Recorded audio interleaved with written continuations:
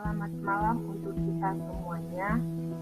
Perkenalkan, nama saya Dewi Triani dengan NIM 3112011015. Yang saya hormati Ibu Angelina selaku dosen pengajar mata kuliah akuntansi perpajakan. Terima kasih atas tugas yang telah diberikan sehingga pada saat ini saya telah mempersiapkannya, dan untuk mempersingkat waktu, baiklah saya akan menjelaskan dan menjawab segala pertanyaan berupa jawabannya. Dimulai dari nomor 1, yaitu jelaskan pentingnya akuntansi perpajakan di perusahaan. Yang pertama, sebagai dokumentasi perpajakan tahunan yang bisa dipakai untuk perbandingan dan mengetahui riwayat keuangan perusahaan.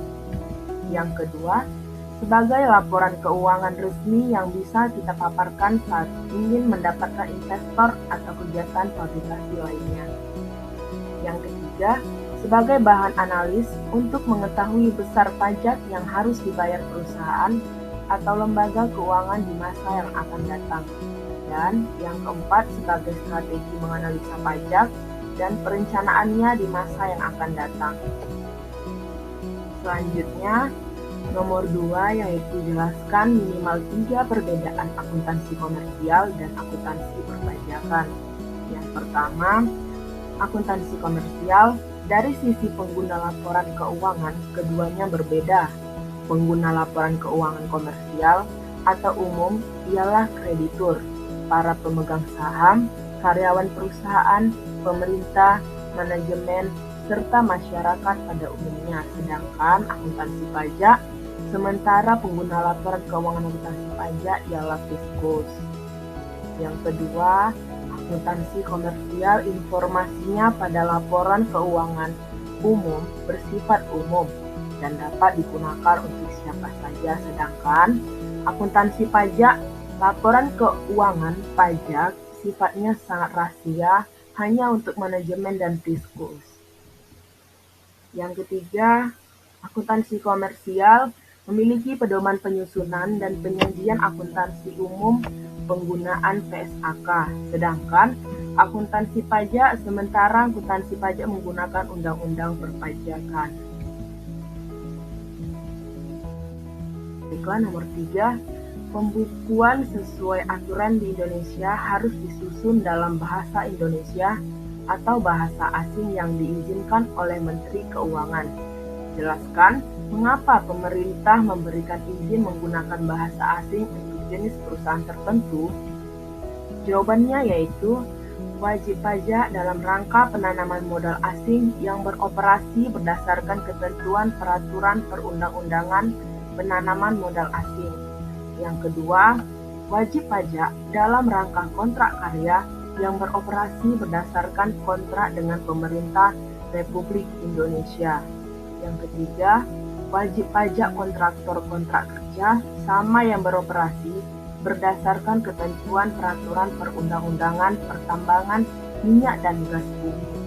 Yang keempat, wajib pajak yang mendaftarkan emisi sahamnya baik sebagian maupun seluruhnya di Bursa Efek Luar Negeri. Yang kelima, wajib pajak yang berafiliasi langsung dengan perusahaan induk di luar negeri, yaitu perusahaan anak atau subsidiary company yang dimiliki atau dikuasai oleh perusahaan induk atau parent company di luar negeri yang mempunyai hubungan istimewa. Keempat, terkait banyaknya perbedaan pengakuan, ukuran dan metode akuntansi antara SAK yang berlaku untuk penyusunan dan penyajian laporan keuangan dengan ketentuan perpajakan. Apakah wajib pajak harus memiliki pembukuan secara komersial dan pembukuan secara fiskal? Jawabannya yaitu akuntansi komersial didasarkan pada kesepakatan yang dilakukan oleh perkumpulan profesi, sedangkan akuntansi pajak didasarkan pada ketentuan peraturan perundang-undangan, di mana ketentuan tersebut mengikat kepada semua anggota masyarakat, termasuk anggota perkumpulan profesi. Dengan demikian, apabila terdapat perbedaan antara akuntansi komersial dan akuntansi pajak, maka akuntansi pajak mempunyai prioritas untuk dipatuhi. Di atas, praktek akuntansi komersial, dan apabila akuntansi komersial tidak mampu menerbitkan laporan keuangan tepat pada waktunya, akuntansi pajak harus mampu menerbitkan laporan keuangan fiskal sendiri. Koreksi fiskal merupakan salah satu cara praktis dalam penyusunan laporan keuangan fiskal. Kemudian nomor kelima, apakah yang dimaksud dengan fair value concept, yaitu nilai wajar sebagai harga yang akan diterima untuk menjual suatu aset atau harga yang akan dibayar untuk mengalihkan suatu liabilitas dalam transaksi yang teratur antara pelaku pasar pada tanggal pengukuran. Konsep nilai wajar atau fair value yang saat ini dianggap memiliki keunggulan dibandingkan dengan nilai buku atau historical cost merupakan konsep yang diberlakukan secara luas di seluruh dunia. Suatu organisasi usaha yang ingin tumbuh dan berkembang menjadi perusahaan global, publik atau multinasional harus siap untuk menerapkan konsep nilai wajar dalam akuntansinya. Kemudian, nomor 6, sebutkan hal-hal yang akan menyebabkan adanya koreksi fiskal, laba rugi komersial. Poin pertama, terjadinya perbedaan tetap atau beda tetap yang meliputi yaitu pengakuan penghasilan atau pendapatan atau omset dan pengakuan biaya. Poin kedua, terjadinya perbedaan temporer atau beda waktu yang meliputi yang pertama yaitu perbedaan lamanya atau jangka waktu pengakuan suatu pos dalam akuntansi keuangan komersial dengan akuntansi pajak atau peraturan perpajakan dalam menentukan pos-pos dalam laporan rugi laba. Dan yang kedua, perbedaan saat atau waktu pengakuan suatu pos dalam akuntansi keuangan komersial dengan akuntansi pajak atau peraturan perpajakan dalam penentuan pos-pos dalam laporan rugi laba. Kemudian, jelaskan dan berikan contoh terkait beda tetap dan beda waktu di perpajakan.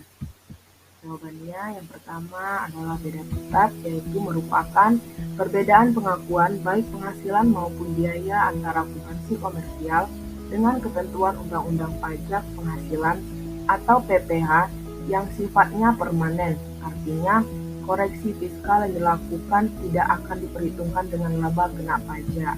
Contohnya, penghasilan yang menimbulkan beda tetap adalah hibah, sumbangan, dan penghasilan bunga deposito. Adapun contoh biaya yang menimbulkan beda tetap adalah biaya sanksi, perpajakan, entertainment atau tanpa daftar nominatif, dan pengeluaran yang tidak ada kaitannya dengan kegiatan perusahaan. Sedangkan beda waktu merupakan perbedaan pengakuan baik penghasilan maupun biaya antara akuntansi komersial dengan ketentuan Undang-Undang PPh yang sifatnya sementara. Artinya, koreksi fiskal yang dilakukan akan diperhitungkan dengan laba kena pajak. Contohnya, penghasilan yang menimbulkan beda waktu adalah pendapatan laba selisih kurs. Sementara, untuk contoh biayanya adalah biaya penyusutan dan biaya sewa. Kemudian, nomor 8, jelaskan tahap siklus akuntansi pajak dan akuntansi keuangan. Yang pertama itu adalah siklus akuntansi perpajakan, meliputi yaitu transaksi, kedua jurnal, ketiga posting, yang keempat buku pembantu, yang kelima neraca lajur, yang keenam laporan keuangan komersial, yang ketujuh rekonsiliasi fiskal, dan yang kedelapan laporan keuangan fiskal. Sedangkan siklus akuntansi keuangan meliputi yang pertama, mengidentifikasi transaksi, kedua, menganalisa transaksi, yang ketiga, mencatat transaksi dalam jurnal, yang keempat, posting di buku besar, yang kelima, membuat neraca saldo dan jurnal penyesuaian, yang keenam, neraca saldo penyesuaian dan laporan keuangan, yang ketujuh, jurnal penutup, dan yang kedelapan, menyusun neraca saldo dan jurnal kembali. Kemudian nomor 9, Jelaskan perbedaan pembukuan dan pencatatan dan sebutkan aturan yang mengaturnya. Yang pertama, yang wajib menyelenggarakan pembukuan adalah wajib pajak badan dan wajib pajak pribadi yang melakukan kegiatan usaha atau pekerjaan bebas. Sedangkan yang wajib menyelenggarakan pencatatan adalah wajib pajak orang pribadi yang melakukan kegiatan usaha atau pekerjaan bebas dengan peredaran bruto dalam 1 tahun. Yang kedua, pada pembukuan sekurang-kurangnya terdiri atas catatan mengenai harta, kewajiban, modal, penghasilan dan biaya, serta penjualan dan pembelian sehingga dapat dihitung besarnya pajak yang terhutang. Sedangkan untuk pencatatan terdiri atas data yang dikumpulkan secara teratur tentang peredaran dan penerimaan bruto dan diatur di dalam Pasal 28 Ayat 1 Undang-Undang Nomor 6 Tahun 1983. Yang ketiga, pembukuan adalah suatu proses pencatatan yang dilakukan secara teratur untuk mengumpulkan data dan informasi keuangan yang meliputi harta, kewajiban, modal, penghasilan dan biaya, serta jumlah harga perolehan dan penyerahan barang atau jasa yang diakhiri dengan menyusun laporan keuangan berupa neraca dan laba rugi untuk periode tahun tersebut. Aturan yang mengatur yaitu UU KUP nomor 16 tahun 2009 pasal 28. Nomor 10.